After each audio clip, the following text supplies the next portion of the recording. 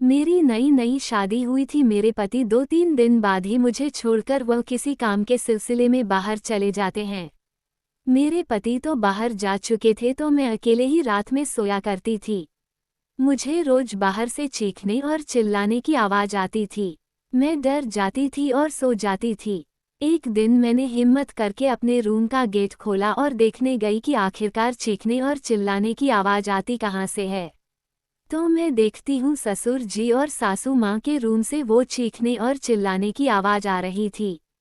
मैंने खिड़की से झांक के देखा तो मेरे पैरों तले जमीन खिसक गई, क्योंकि ससुर जी सासू माँ के साथ रोज रात में।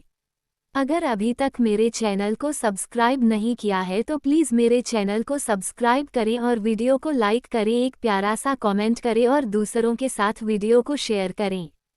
तो सुनते हैं कहानी कैसे क्या हुआ। हेलो दोस्तों, मेरा नाम पारुल है। मेरे गांव का नाम रामपुर है। मेरी माता का देहांत बचपन में ही हो जाता है। मेरे पिताजी का नाम रमेश था, जो कि एक किसान थे। मेरे 5 भाई और मैं उनकी इकलौती बहन थी। मेरे 3 बड़े भाई बाहर कमाने के लिए जाते और 2 भाई घर में ही रहते। मेरे 3 भाइयों की शादी हो चुकी थी और 2 भाई अभी कुंवारे थे और मेरी भी शादी नहीं हुई थी। मेरी उम्र 25 साल हो गई थी, लेकिन मेरे पिताजी मेरी शादी नहीं कर रहे थे। मेरे छोटे भाई का रिश्ता आता है तो उसकी शादी मुझसे पहले ही कर देना चाहते थे। मेरे पिताजी के भाई जो मेरे चाचा जी थे वो मेरे पिताजी से जब कहते हैं, पहले बेटी की शादी करो बाद में बेटों की करना, क्योंकि बेटी की उम्र भी बहुत होते जा रही है। मेरे पिताजी चाचा जी से कहते हैं, बेटी की शादी के लिए रुपए भी तो होने चाहिए। दहेज कहाँ से लेके दूंगा, इतना तो मैं कमाता भी नहीं हूँ। और बेटे की शादी क्या, उसमें कौन सा ज्यादा रुपए लगेंगे। और बेटे की शादी में तो मुझे खुद दहेज मिलेगा। मेरी ज्यादा उम्र हो जाने के कारण मेरे रिश्ते भी आने बंद हो जाते हैं। मेरे चाचा जी पिताजी से कहते हैं, तो बेटी को क्या ऐसे ही घर में बिठा के रखोगे तुम। मेरे पिताजी कहने लगी, अरे नहीं कर दूंगा शादी, अगले साल तक रुपए तो हो जाने दो दहेज के लिए। मेरे चाचा जी कहते हैं, एक लड़का है बताओ तो तुम्हें दिखा दूं, लेकिन थोड़ा काला है और वह दहेज भी नहीं मांगेगा। जब मेरे चाचा जी दहेज के लिए कहते हैं कि दहेज वह लड़का नहीं मांगेगा तो मेरे पिताजी तुरंत ठीक कह देते हैं, हाँ लड़का दिखाओ। मेरे पिताजी लड़के को देखते हैं और मुझे भी लड़का दिखाया जाता है। लड़का काफी काला था, मुझसे कोई नहीं कुछ पूछता है और शादी पक्की कर देते हैं, क्योंकि वह लड़का दहेज नहीं ले रहा था। मेरी शादी अगले महीने में होने वाली होती है। मुझे अब सुकून था कि मुझे इस घर से छुटकारा मिल जाएगा, क्योंकि मेरी 3 भाभी थी और तीनों काम नहीं करती थी। घर का पूरा काम मैं ही करती थी तो मैं ऊब चुकी थी काम कर करके। मेरे परिवार में बहुत मेंबर थे तो मुझे खाना बहुत लोगों का बनाना पड़ता था।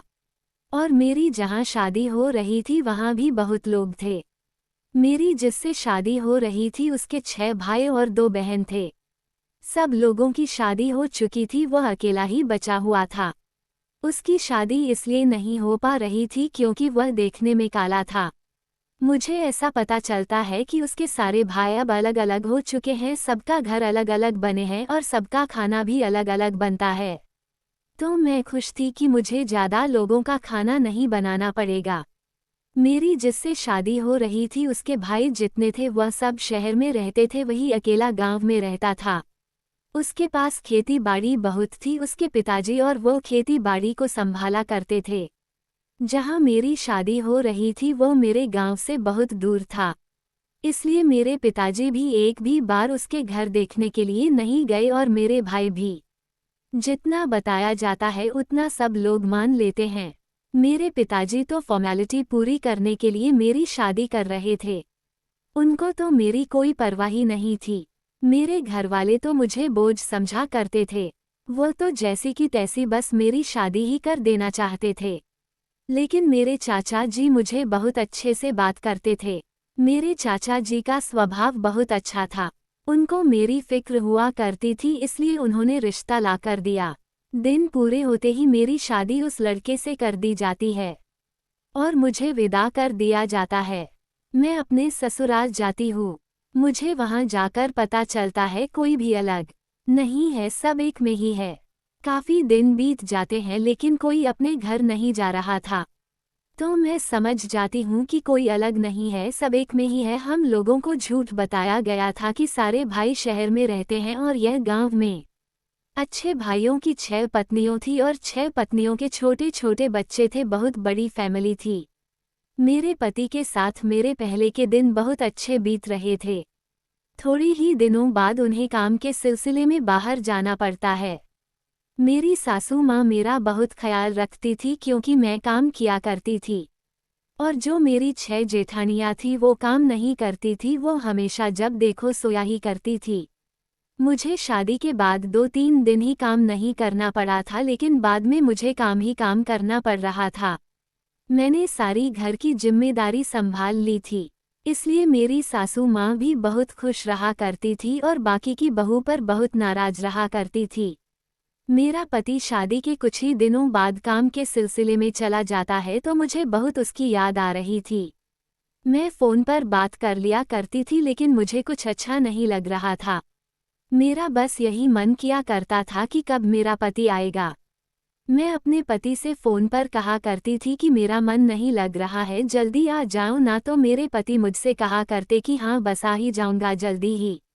मुझे रात में अकेले ही सोना पड़ता था। मुझे रोज रात में चीखने और चिल्लाने की आवाज़ आया करती थी। मैं रोज यह आवाज़ सुना करती थी और पैरों की भी आवाज़ आया करती थी, जैसे कोई रात में इधर उधर चल रहा हो। मुझे जब आवाज़ सुनाई देती थी तो मैं बहुत डर जाती थी क्योंकि मैं अकेले ही सोया करती थी। मैंने एक दिन अपनी सासू माँ से पूछा, रात को चिल्लाने की आवाज़ और पैरों की आवाज़ आया करती हैं। मेरे यह पूछते ही सासू माँ के चेहरे का रिएक्शन कुछ अलग ही बन जाता है। वह बातों को गोल गोल घुमाने लगती हैं। मुझे ऐसा लग रहा था कि मेरी सासू माँ मुझे कुछ छुपा रही है। इस घर में कोई रिश्तेदार भी नहीं आया करता था और मेरे मायके से भी बहुत दिनों बाद आया करते थे। एक दिन मैं फिर सो रही थी, तभी फिर से चीखने और चिल्लाने की आवाज़ और पैरों की आवाज़ आ रही थी। मुझे जानना था कि आखिर चिल्लाने और पैरों की आवाज़ किसकी आती है।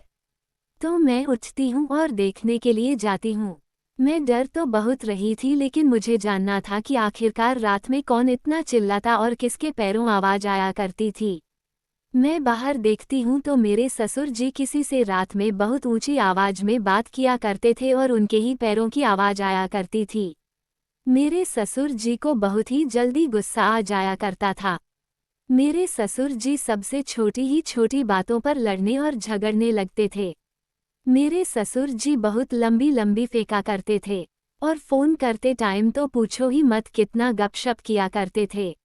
मेरा ससुर काम तो कुछ नहीं करता था लेकिन घर में चलती उसी की थी। सब लोग उससे बहुत डरते थे, जो वह कहता था वही घर में होता था। मेरी सासू माँ भी उसे हमेशा डर के ही रहा करती थी। कभी कभी तुम मेरे ससुर जी रात में सासू माँ को मारते और पीटते भी थे। अपनी पत्नी को तो वह अपनी पैरों की जूती समझा करते थे। वह बहुत मनमानी किया करते थे और कोई कुछ उन्हें कहता भी नहीं था। उनका बिहेवियर किसी के साथ ठीक नहीं था। मेरे पति जब तक घर पर रहे जब तक मेरे ससुर जी कुछ भी गलत नहीं किया करते थे, लेकिन जब से मेरे पति शहर गए तब से ससुर जी ने बवाल बना रखा था। रोज रात में सासू माँ को मारते पीटते और सासू माँ चीखती चिल्लाती। मैं कान लगाकर उनकी लड़ाई को सुना करती थी लेकिन मुझे समझ नहीं आया करता था कि आखिरकार ये लड़ाई होती क्यों है और ससुर जी सासू माँ को रात में मारते पीटते क्यों है। मैं एक दिन अपने पति से बात की और मैंने कहा, अब भी जो कितने दिन हो गए हैं मुझे तुम्हारे बगैर कुछ अच्छा नहीं लगता है। तो मेरे पति कहने लगे, ठीक है बाबा, आज मैं आ जाऊंगा। और मेरे पति उसी दिन आ जाते हैं। मेरे पति जिस दिन आए थे उसी दिन से ससुर जी सासू माँ को न मरते थे ना पीटते थे और वह सीखने चिल्लाने और पैरों की आवाज़ भी नहीं आया करती थी। मेरे पति के सामने सब कुछ ठीक चलता था। सब लोग पास डाइनिंग टेबल पर बैठकर खाना भी खाया करते थे और ससुर जी भी सबसे अच्छे से बोला करते थे और उनका भी जैसे बिहेवियर बिल्कुल चेंज ही हो गया हो मेरे पति के आ जाने के बाद। लेकिन मैं डाइनिंग टेबल पर खाना नहीं खाती हूँ क्योंकि मुझे भूख नहीं लगी थी। तो मेरे पति मुझसे कहते हैं कि तुम खाना क्यों नहीं खा रही हो, तो मैं अपने पति से कहती हूँ मुझे भूख नहीं लगी। तो वह मुझे बाहर घूमने के लिए कहते हैं कि जाओ तुम रेडी हो जाओ, जाकर हम लोग कहीं बाहर घूमने चलते हैं। तो मैं रेडी हो जाती हूँ और मेरे पति एक बड़े रेस्टोरेंट में जाकर मुझे खाना खिलाते हैं। मैं वहाँ भी अच्छे से खाना नहीं खाती हूँ तो मेरे पति मुझसे पूछते हैं तुम्हारा मूड सही नहीं लग रहा है, क्या हुआ, कुछ बात है क्या? मैं सोच रही थी कि ससुर जी के बारे में इस टाइम अपने पति से बात करनी सही है या नहीं। शादी के बाद में पहली बार टाइम स्पेंड करने अपने पति के साथ आई थी, तो मैंने ये पूछना सही नहीं समझा। लेकिन मेरे पति मान ही नहीं रहे थे और कह रहे थे कि बताओ कोई तो बात है। तो मैं उनसे पूछती हूँ कि तुम्हारे पिताजी अपनी पत्नी को रात में रोज मारते पीटते क्यों हैं? मेरी इतना पूछते ही मेरे पति मुझसे कहने लगते हैं कि तुम पागल हो क्या, वह तो मेरी माँ से बहुत प्यार करते हैं। इतना कहते ही उनके फ़ोन पर किसी का कॉल आ जाता है और वह कॉल पर बात करने लग जाते हैं। जब फ़ोन कट हो जाता है तो मेरे पति मुझसे कहने लगते हैं हाँ तो क्या पूछ रही थी? तो मैं कहती हूँ अरे अब छोड़ो कोई बात नहीं, मुझे गलतफहमी ही हुई होगी, अब घर चलते हैं। तो मेरे पति कहते हैं चलो ठीक है और हम लोग घर आ जाते हैं। फिर अगली सुबह ही उन्हें फिर से अर्जेंट काम लग जाता है तो वह फिर से बाहर चले जाते हैं। मेरे पति बाहर जाते जाते मुझे कुछ रुपए दे गए थे ताकि मैं उन रुपयों की शॉपिंग कर सकूं। और वह कह रहे थे कि तुम इन रुपयों से अच्छी अच्छी साड़ियाँ खरीद लेना। मैं शॉपिंग करने के लिए मार्केट चली जाती हूँ और मार्केट में शॉपिंग करती हूँ। शॉपिंग करके जब घर वापस आता हूँ तो मैं सासू माँ के कमरे की तरफ जा रही थी उन्हें सामान दिखने की, मैं क्या लाई हूँ क्या नहीं। मैं सोच रही थी अगर उन्हें कोई साड़ी पसंद होगी तो वह भी ले लेंगी। मैं उनके कमरे के पास जब पहुंचती हूँ तो फिर से चिल्लाने और चीखने की आवाज़ आ रही थी। मेरे ससुर जी पता नहीं अंदर सासू माँ के साथ क्या कर रहे थे। मैं कान लगाकर सुनती हूँ तो मेरी सासू माँ अपने पति से कहती है मेरे साथ ये तुम ना करो, तुम मेरे साथ बहुत जुल्म कर रहे हो, अब तो छोड़ दो प्लीज़, मेरे साथ यह सब ना करो। और बार बार यही शब्द दोहरा रही थी और वह बार बार यही कह रही थी प्लीज़ मुझे और ना तड़पाओ। मैं ये सब सुनकर मुझे रहा नहीं गया और मैं सासू माँ के रूम का गेट खोल दिया। अंदर ससुर जी सासू माँ को बहुत बेरहमी से मार रहे थे। मैं तुरंत ही उन लोगों के पास जाती हूँ और ससुर जी से मरने का कारण पूछती हूँ तो ससुर जी कहते हैं जो इस औरत ने किया है इसे तो जान से मार देना चाहिए। ये औरत नहीं, औरत के रूप में पिशाचिनी है, पिशाचिनी। और क्या कहकर वह रूम से निकल जाते हैं। सासू माँ बहुत रो रही थी तो उन्हें मैंने गले लगाकर चुप करवा दिया। मैंने उनसे पूछा ससुर जी यह सब क्यों करते हैं आपके साथ? आपने क्या किया है? और वह ये सब क्या क्या कह रहे थे। लेकिन सासू माँ मुझे कुछ नहीं बताती है और कहने लगती हैं अभी खाना भी नहीं बना है, तुम खाना बनाओ जाकर, और बातों को घुमा देती हूँ। उन्होंने मुझे कुछ नहीं बताया। मेरे दिमाग में यही घूम रहा था कि आखिरकार ससुर की सासू माँ के बारे में ऐसा क्यों कह रहे थे, उन्हें इतना भला बुरा क्यों सुन रहे थे, और आखिरकार कोई औरत इतना कैसे सुन सकती है। मुझे यही समझ नहीं आ रहा था। मुझे सासू माँ अपने कमरे से जाने को कहती है और मैं उनके कमरे से चली जाती हूँ तो मुझे बाहर निकलते ही ससुर जी मिल जाते हैं।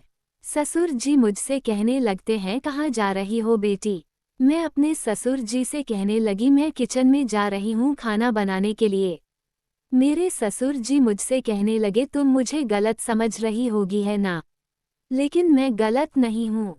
मेरे ससुर जी मुझसे कहने लगे जब तुम्हें पता चलेगा उस औरत के बारे में तो तुम्हें भी बहुत बुरा लगेगा।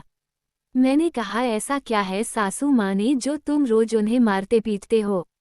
तो मेरे ससुर जी कहने लगे जब तुम्हें भी पता चलेगा उसकी करतूतों के बारे में तो तुम खुद जान जाओगी। मैं उसे क्यों मारता पिटता हूँ? मेरे ससुर जी कहने लगी रुको मैं तुम्हें कुछ दिखाता हूँ। मैंने कहा हाँ दिखाओ, क्या दिखाना चाहते हो? तो मेरे ससुर जी अपना फ़ोन निकालकर कुछ उसमें ढूंढने लगते हैं। उन्होंने अपना फ़ोन मुझे देकर वह अपने रूम की तरफ निकल गए और कहने लगे देख लो तुम्हारी सासू माँ की करतूतें। मैंने जब वह फ़ोटो अच्छी तो मेरे पैरों तले ज़मीन खिसक गई।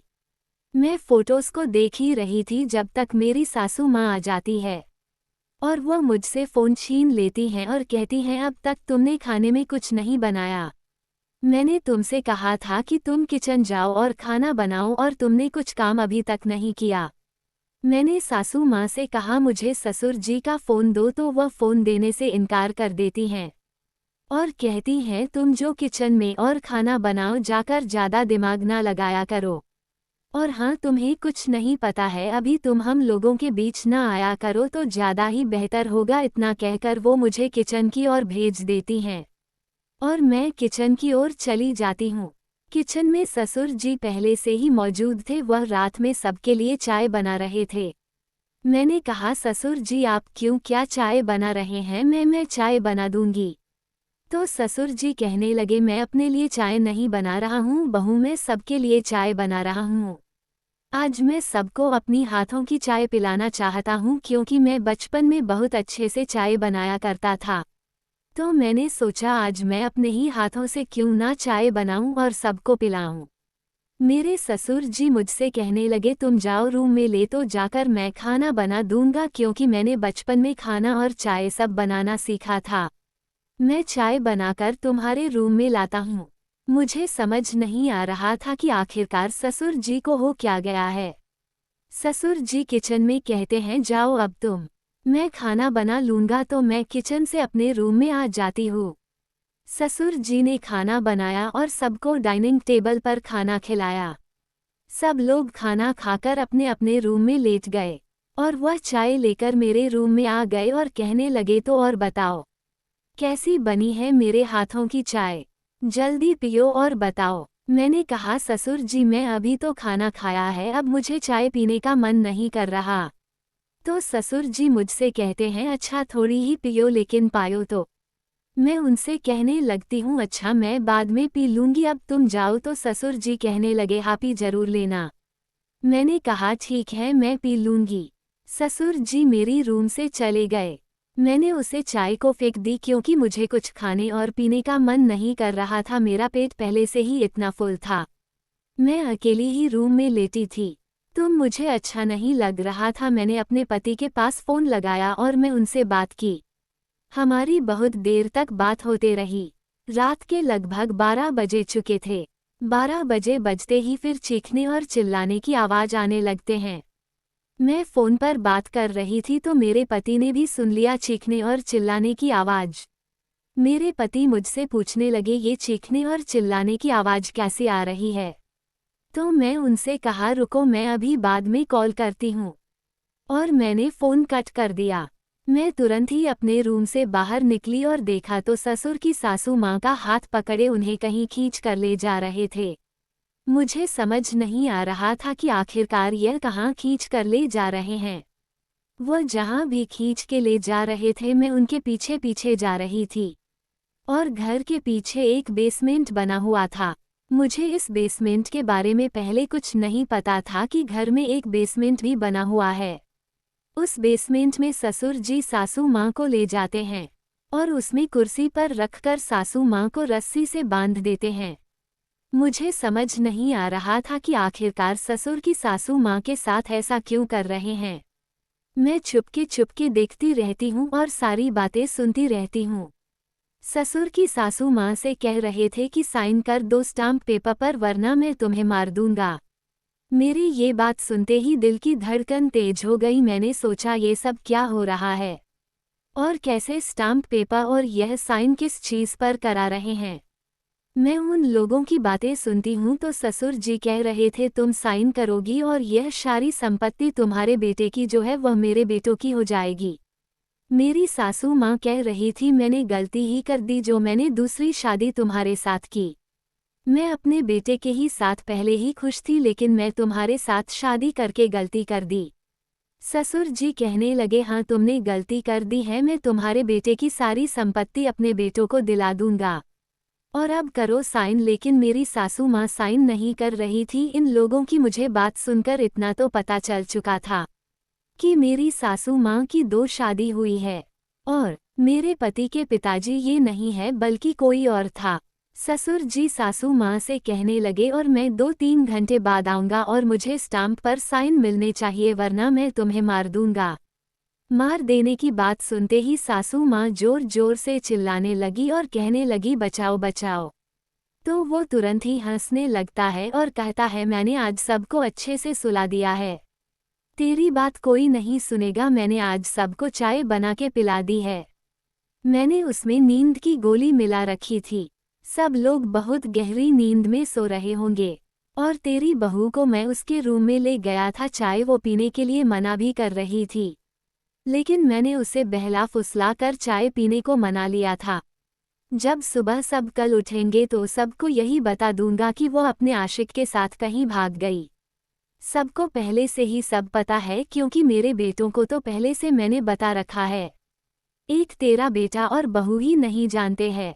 वो भी सुबह सबको बता देंगे कि वो भाग गई, सबको ही यकीन भी हो जाएगा। क्योंकि मैंने तेरी बहू को तेरी एडिट की गई दिखा रखी है। मैंने ससुर जी की बात सुनी, मैं समझ गई थी कि ससुर जी ने जो मुझे अपने फ़ोन में फ़ोटो दिखाई थी वह एडिट की हुई थी। मैं तुरंत ही अपने पति के पास फ़ोन करती हूँ और सारी बातें बताती हूँ, लेकिन मेरी बातों का मेरे पति यकीन नहीं कर रहे थे। मेरे पति मुझे कहने लगे अगर यह सच हुआ तो मैं इन लोगों को घर से भगा दूंगा और पुलिस को पकड़ा दूंगा, और अगर यह सच नहीं हुआ तो मैं तुम्हें घर से भगा दूंगा और तुम्हें मैं डिवोर्स भी दे दूंगा। मैंने कहा ठीक है, मुझे मंजूर है, अब आ जाओ जल्दी, तुम्हारे माँ का जीवन संकट में है। वो कभी भी तुम्हारी माँ को मार सकते हैं। तो मेरा पति मुझसे कहने लगा ठीक है, मैं पुलिस को लेकर के तुरंत ही पहुँचता हूँ। 15-20 मिनट बाद ही मेरे पति पुलिस को लेकर घर पर पहुँच जाते हैं। पुलिस को देखते ही ससुर जी हड़बड़ा जाते हैं, उनके पसीने छूटने लगते हैं। आखिरकार इतनी रात में ये पुलिस को क्यों लाया है? उन्हें पता नहीं था कि यह पुलिस क्यों आई है, मैं ये भी नहीं पता था कि मैं सब देख लिया है और अपने पति को सब बता दिया है। मैं अपने रूम से तुरंत ही बाहर आती हूँ। ससुर जी कहने लगे बेटा ये पुलिस कैसी? तो मेरा पति कहने लगा अभी पता चल जाएगा तब पुलिस किस लिए आई है। मेरा पति मेरा हाथ पकड़कर कहता है चलो दिखाओ चल के कहाँ माँ है। मैं तुरंत ही बेसमेंट में ले जाती हूँ अपने पति और पुलिस को, तो वहाँ सासू माँ को रस्सी से बांध रखा था। मैंने कहा देख लो। मेरे पति ने देखा, फिर उसने मुझ पर यकीन किया। पहले तो मेरा पति मुझ पर यकीन ही नहीं कर रहा था कि मैं सच भी कह रही हूँ, लेकिन जब उन्होंने अपनी आंखों से देखा तब उसके आंखों के आगे से झूठ की पट्टी उतरी। मेरा पति तुरंत ही अपनी माँ के गले लग जाता है और रोने लगता है। जो रस्सी बंधी हुई थी तुरंत ही उसे हटाई जाती है। मेरा पति सासू माँ से कह रहा था आखिरकार मुझे इतना बड़ा सच क्यों छुपाया?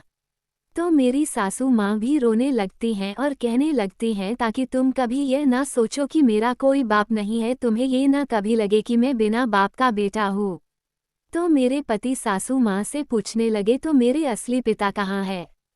तो सासू माँ कहने लगी उनको तो कैंसर हो गया था, तो वह तुम्हारे पैदा होते ही कुछ दिन बाद मर गए थे, इसलिए मैंने इस दरिंदे से दूसरी शादी की।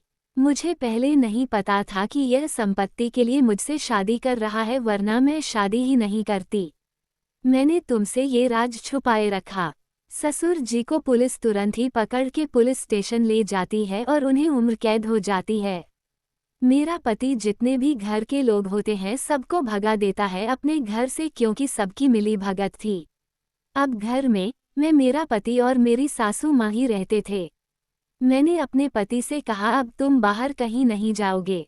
तो मेरा पति मुझसे कहने लगा हाँ मैं अब कहीं नहीं जाऊंगा, मैं अब तुम लोगों के साथ यही कुछ करूंगा। जब से वह हम लोगों के साथ ही रहने लगे और हमारा परिवार अच्छे से चलने लगा। अगर स्टोरी अच्छी लगी हो तो वीडियो को लाइक और चैनल को सब्सक्राइब करें। धन्यवाद।